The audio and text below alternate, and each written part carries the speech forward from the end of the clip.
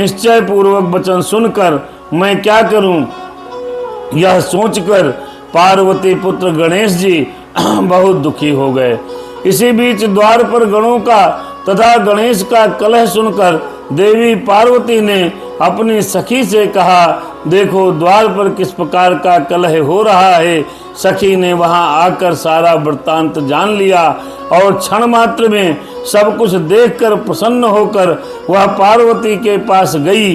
हे मुनि, जो कुछ भी घटित हुआ वहां जाकर उन सखी ने वह सब यथार्थ रूप से पार्वती के आगे वर्णन कर दिया है।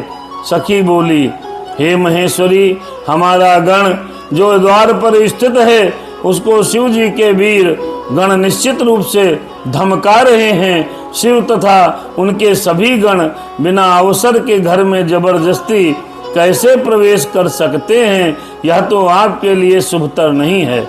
इस बालक ने बहुत अच्छा किया जो इस कार्य के लिए दुख का तिरस्कार आदि का अनुभव करके भी इसने किसी को घर में अंदर आने नहीं दिया।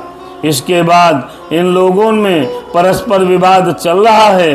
वाद विवाद किए जाने पर वे सुखपूर्वक घर में प्रवेश नहीं कर पाएंगे।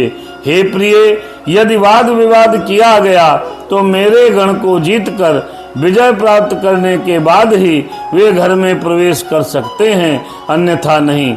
हमारे गण को धमकी देने से इन गणों ने हम लोगों को धमकी दी है, इसलिए हे देवी, हे भद्रे, आपको अपने श्रेष्ठ मान का त्याग नहीं करना चाहिए।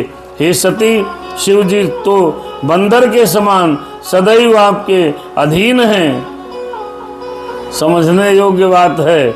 शिव पुराण में लिखा है कि पार्वती की सखी शिव पार्वती जी को समझा रही है कि शिव जी तो बंदर के समान आपके अधीन हैं, सदा आपके अधीन हैं। वे अहंकार क्या करेंगे, अवश्य ही आपके अनुकूल रहेंगे, अनुभव हो जाएंगे। ब्रह्मा जी बोले, जय सिया राम। आश्चर्य है कि वे सती पार्वती स्वेच्छा से क्षण भर वहां रुक गईं और वे माननी होकर अपने मन में कहने लगी।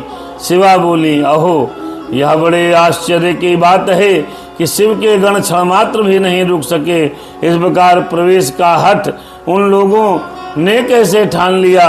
अब इस निमित्त उनसे विनय अथवा अन्य उपाय करना उचित प्रतीत नहीं हो रहा। जो होना होगा वही होगा।